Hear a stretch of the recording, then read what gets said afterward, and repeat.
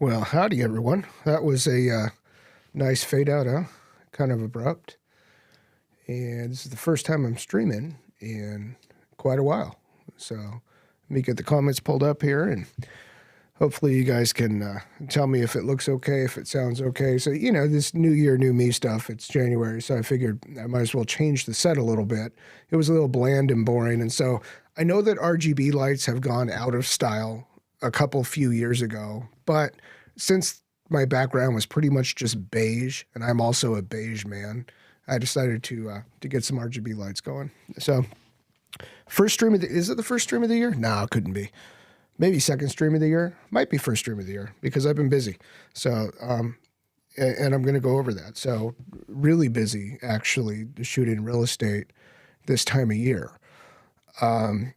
This is usually very slow in January. So Q4 and Q1, when you're doing real estate media, is the slow season, right? And then it picks up and gets quite robust as, let me unplug this real quick. It picks up and gets quite robust as the year goes on. So that it's been this busy in January so far is really cool, actually. And I was busy well into Q4 of 2024 too. It doesn't seem like it's really slowed down a whole lot, except for maybe that 1 month period or so around Christmas and the New Year. So I'm still out there working. Being busy. I would like to live stream more this year. So if you like that, let me know if you like that, because if I don't get any engagement, I won't do it. I have other stuff to do than just sit around and live stream all day. But if you do enjoy it, and you want to discuss some topics and such, then go ahead and leave a comment, and we absolutely will. Another thing I wanted to do this year, before we get into the cameras and such, another thing I wanted to do this year is actually start making some content about RVs. And I know that's strange, right? You're a camera content, real estate, photo content creator, and you want to make content about RVs. Now, it's because it's something that as a family we enjoy doing, and we started doing it during lockdown, which was not a novel idea. A lot of people got into RVs and camping and RVing during lockdown. And the first one that we bought was a Class C, that's a motorized coach, Class C Integra with bunks in it. And during that lockdown period, where all of a sudden now you had families like us, we have 3 young children, getting not so young anymore, but at the time, we had 3 young children, and everybody was trying to find big RVs with bunkhouses in them. And they were extraordinarily hard to find when we got one. In fact, we bought the thing sight unseen as it was being shipped from the manufacturer in Indiana to the dealer here in Northern California. Because as the dealer said, and I believe it at the time, he says, look, if this thing gets here, it doesn't last the day, because you have traditionally all these older couples and older crowds that are into RVing. However, when you're faced with a situation where you just can't do anything else because the whole world's locked down, all of a sudden now you have these families that, like us, that otherwise would be maybe traveling and going on vacations and doing kid things, that are looking to get into RVing because it's one of the only things that you can do, in a climate like that. So we got that during lockdown, pretty early in lockdown. It was a 2021 model. I guess we got it in 2021. It was a great coach. And at the time, the thing was, okay, we could go either or. We could go with a Class C, a motorized unit. And that's nice because the family, the kids and such can move around within the coach as it's in transit. Or we can do a truck and trailer. And that's nice because when you get to a campground, you can then unhook the truck and go take the truck somewhere, and go see things that are local to wherever you are. At the time, we didn't have a vehicle that could pull a significant coach.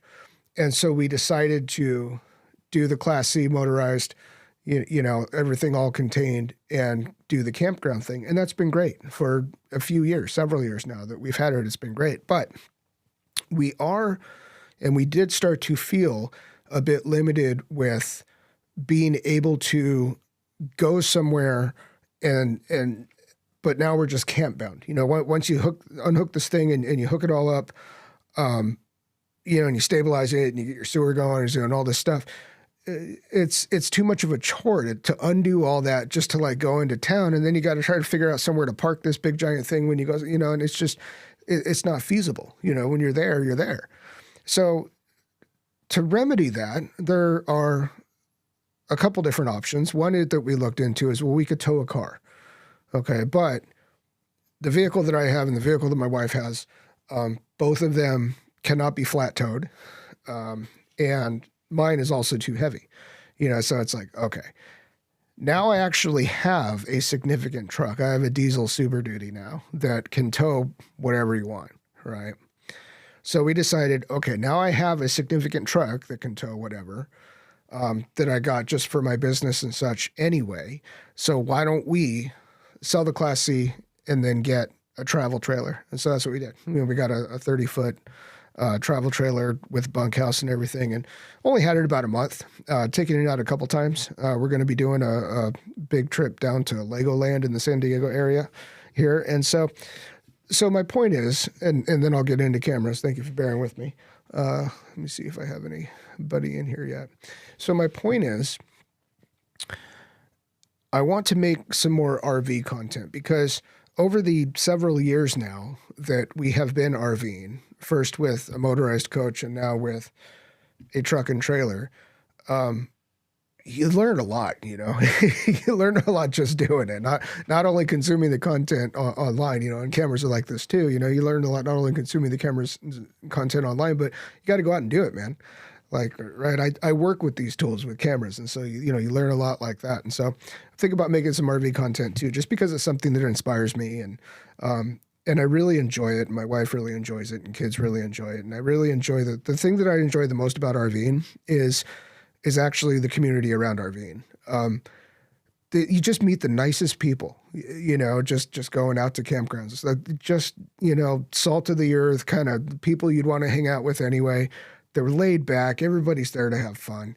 You know, there's a lot of kids around and stuff. And it's just cool, man. It's a cool community to be part of. So I want to make some more content on that. So let me take a drink here, and then we'll get into cameras.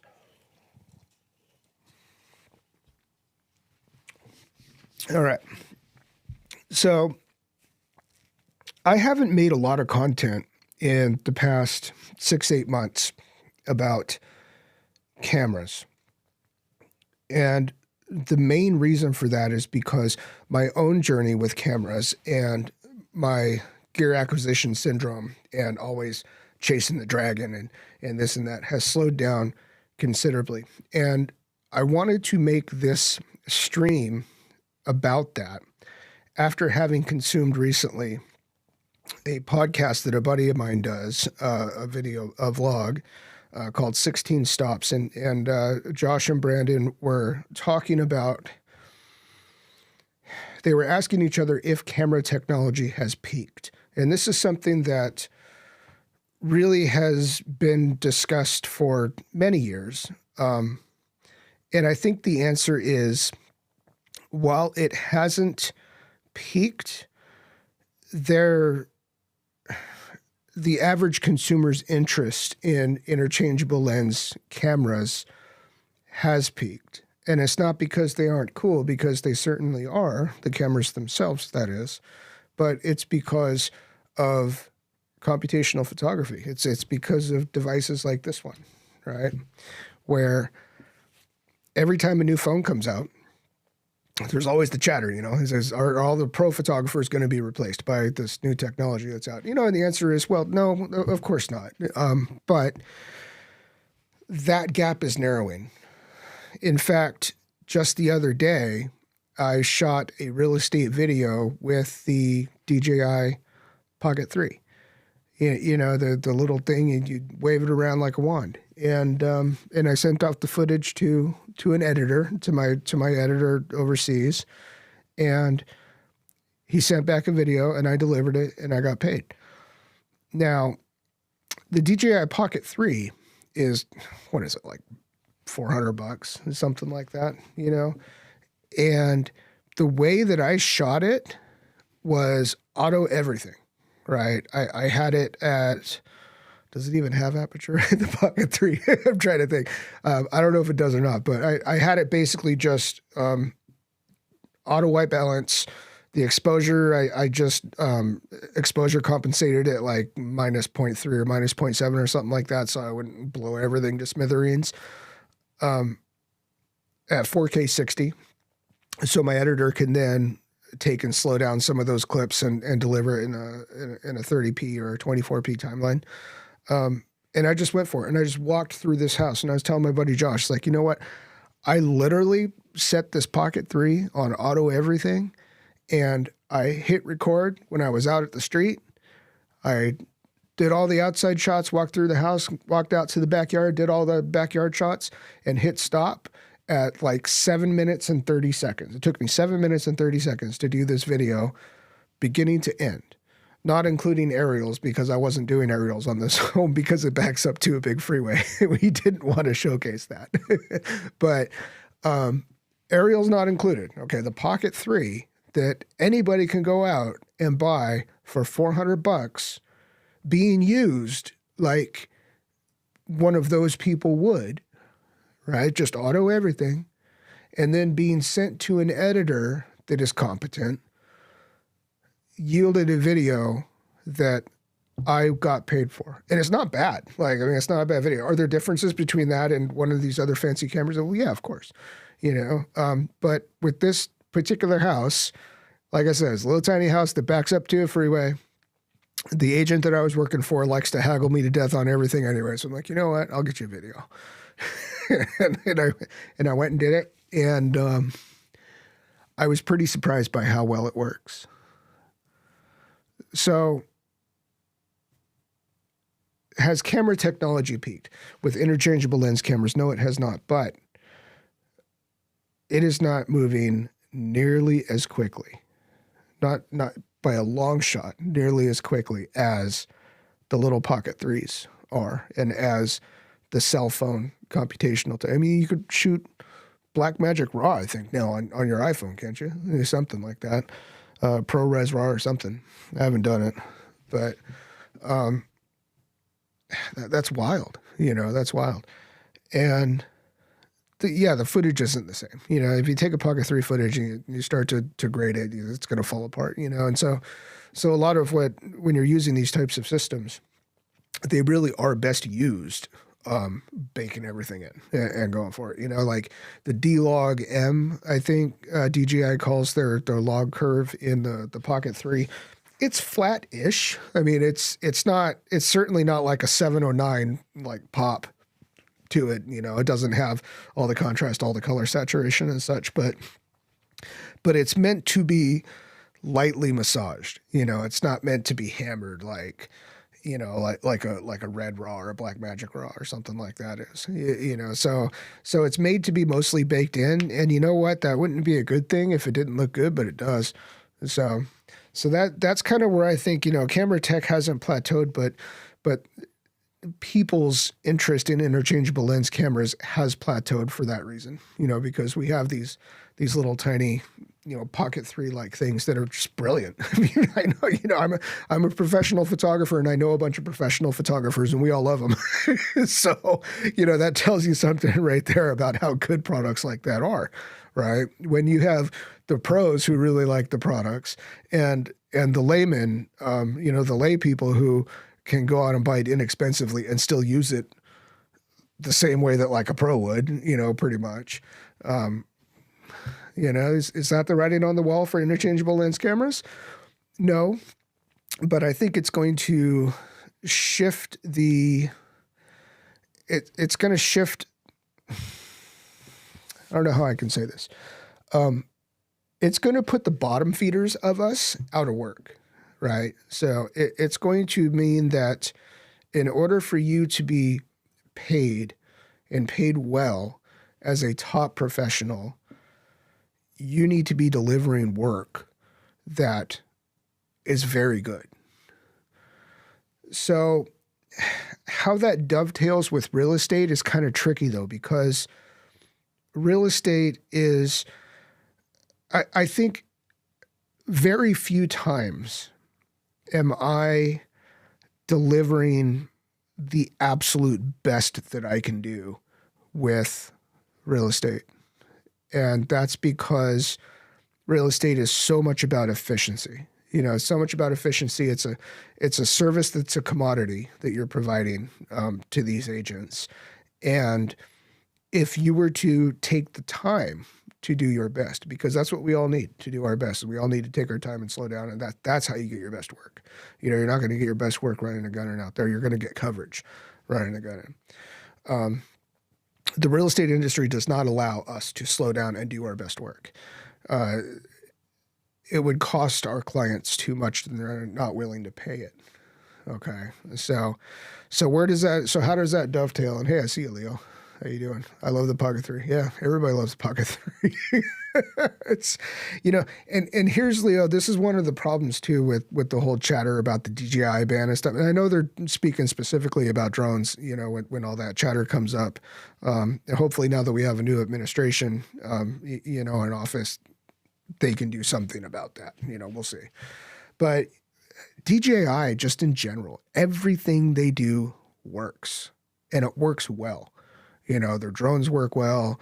Their chicken head cine camera is pretty cool. Their LiDAR focusing thing. I mean, it could be better, sure, but nobody else is doing anything like that. Their little mics to interface directly into their Pocket 3. It's like everything just works. It works, and it works well.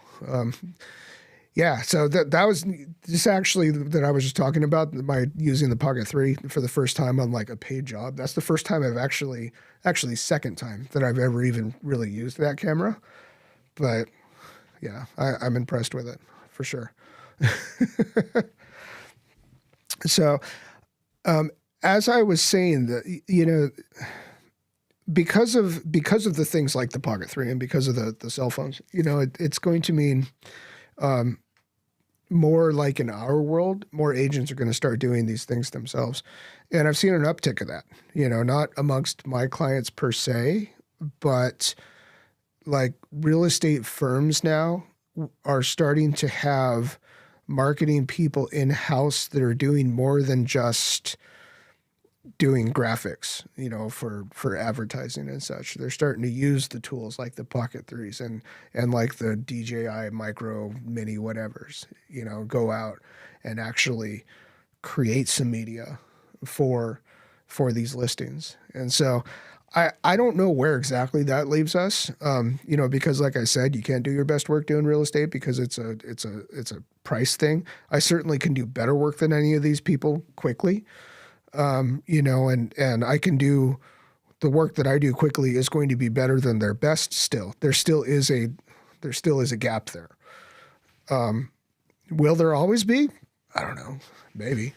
Till I retire, hopefully. But I don't know. But that's all because of tech, man. And it's not because interchangeable lens cameras are slowing down. It's not because they've plateaued. It's because all the other stuff has gotten better. But So where does that leave us for 2025?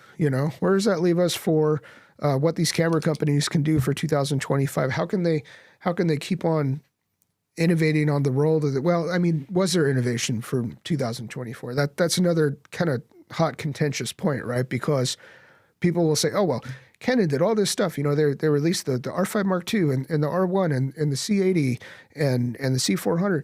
And I'm taking a look at those four cameras and I'm thinking, is anything new?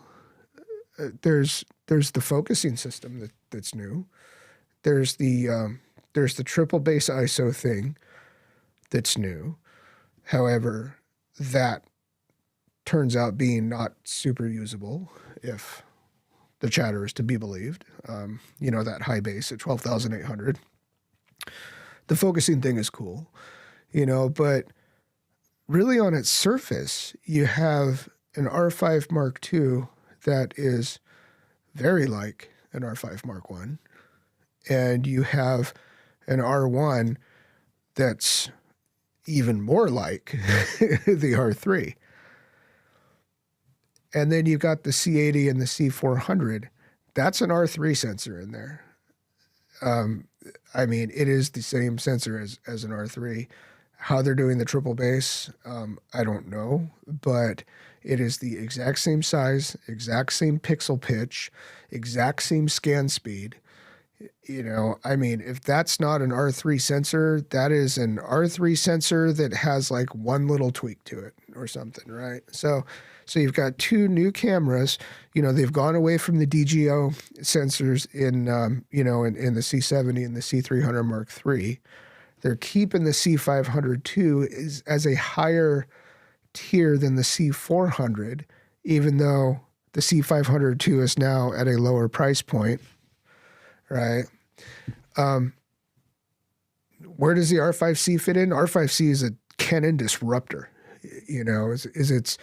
It's better than half the things, even that cost more than it. and like, where does it fall in, But Canon, I don't know if they really innovated a whole lot in 2024. They came out with a lot of cameras, and they came out with some prime lenses that are too small to be optically correct, and so they're leveraging the profiles inboarding cameras, and that's not a Canon thing. I made a video about that. That's an everybody thing. But I don't know.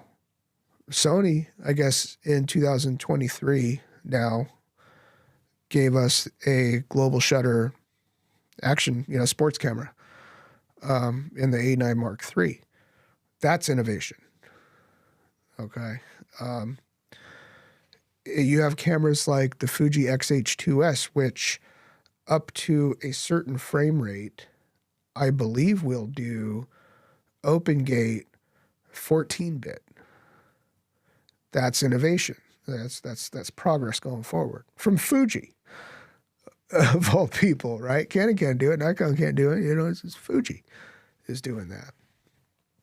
And in the meantime, Canon's basically releasing the older cameras with a new focusing system in it. So for my use case, that doesn't matter one bit to me. I have an R5C. I have an R3. I'm not super excited about getting an R5 Mark II or an R1 because I have an R5C and I have an R3. There's not much difference between all those cameras, for me to give up what I already have and go to this other thing. What would it be solving for me? It wouldn't be solving anything. It'd be costing me a lot of money, thousands of dollars. But I don't know. I don't know if it would be solving anything. So, what new technical features of cameras and lenses do you want for real estate photography? That's a good question. I don't think I would answer that. I don't think I would answer that as a camera feature as much as workflow features as it relates to tethering. So my workflow is I have a flash ambient workflow, and so I'm bracketing ambient exposures typically. I'll take it varies. It depends on the scene. That's why I don't do auto bracketing because I have control over it and I do my own brackets. But I'll typically bracket 2 or 3 stops over 5 or 6 exposures or so. And then I will use at least one strobe shot to pull the windows or to defeat color casts or both things. And I made a video a while back that's like a job shadow showing how I do this.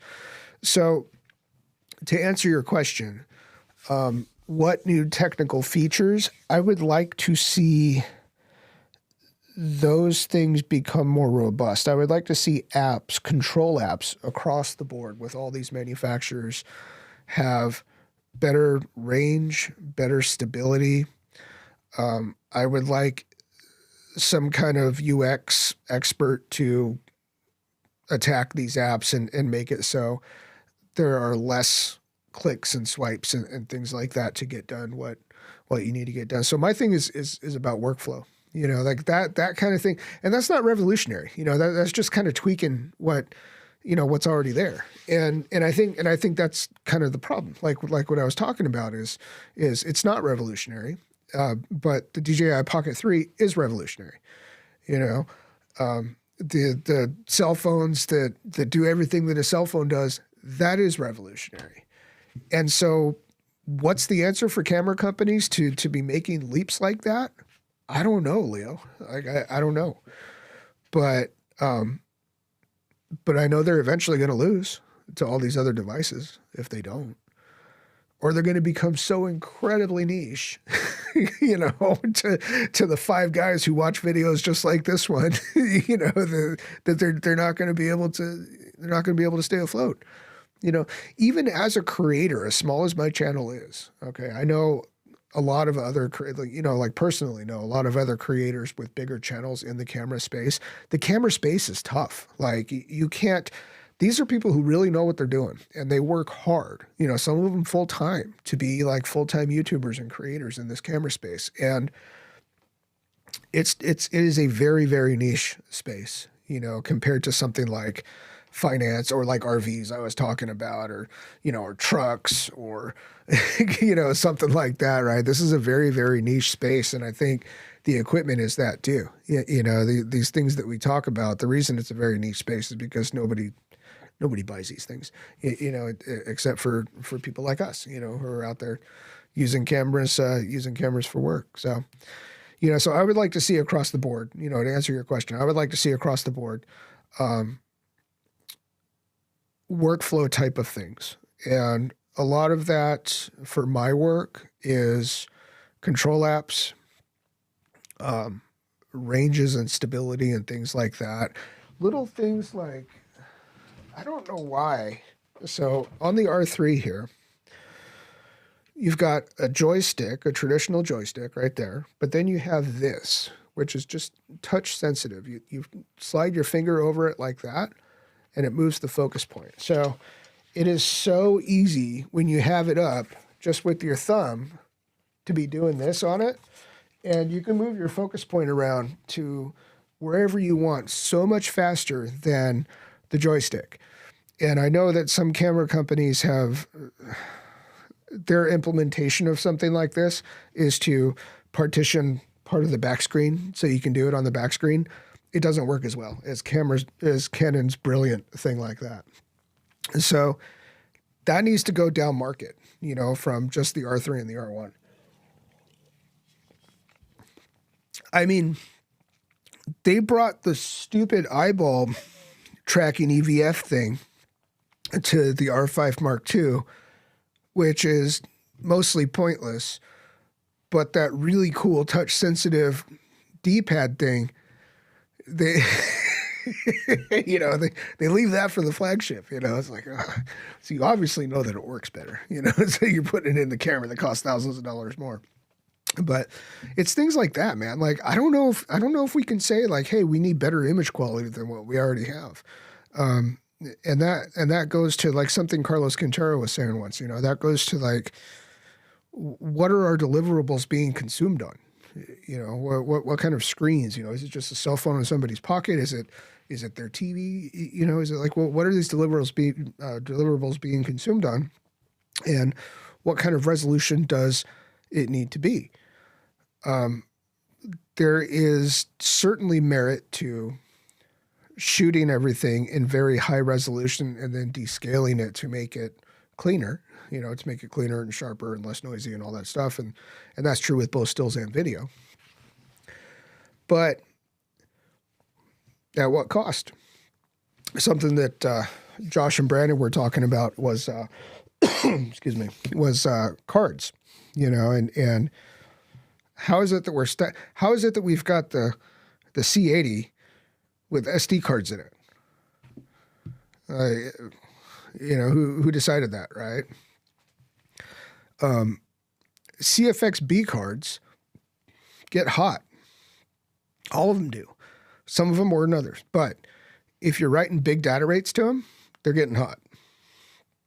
And that is compounding the problem of these camera companies continuing to have compactness of design be a big consideration when they are releasing a new product. That's actually one of Sony's 4 key tenets. I forgot what the other 3 are, but one of them, their 4 key tenets of design is that it needs to be compact. So how does that reconcile with big data rates and media that gets hot from those big data rates? Now, in defense of Sony, the CFX A cards, they don't get hot like the CFX B. I don't know why. They just don't. Could be the, you know, a media thing or a data rate thing because Sony cameras don't really do super high data rates like some of their other competitors do. So those guys were talking about, all right, what advancements do we need? Internal memory would be rad, like internal SSDs. And I know there are some cameras that have them, like the Hasselblad X2D and the 907, I believe, both have internal SSDs, or not the 907, I think the back has it in it, but you know what I'm talking about. Leica M's, I think, have internal memory in them now. And, you know, the counterpoint to that as well, you know, what if it needs to be serviced? So, okay. So what if it does need to be serviced? Doesn't mean that it can't be like user swappable user. You know, I can pop in and out memory from my computer, you know, from my PlayStation and everything else. Like, well, why couldn't I do that with a camera? You know, but I don't need to be taking the card out and putting it in a card reader every time. All these things communicate over USB-C now. So make that a faster USB-C, you know, make it like a Thunderbolt type of bandwidth, and give me a hard drive on board that I can then swap in and out. That'd be nice. But, you know, as far as cameras and lenses, and I think that the freight train is already running away with the lenses being worse. You know, and that's to say that, you know, it's just like the compactness of design with the camera bodies. These companies are making lenses that are affordable and small and light. And so they're not being optically very sound because they're, again, leveraging the corrections on board the cameras themselves to do that for them. So anyway, I got to get going. Just wanted to pop on. Leo, it's good to see you. I am going to stream more often. I always say that. Really mean it this time. So I will see you guys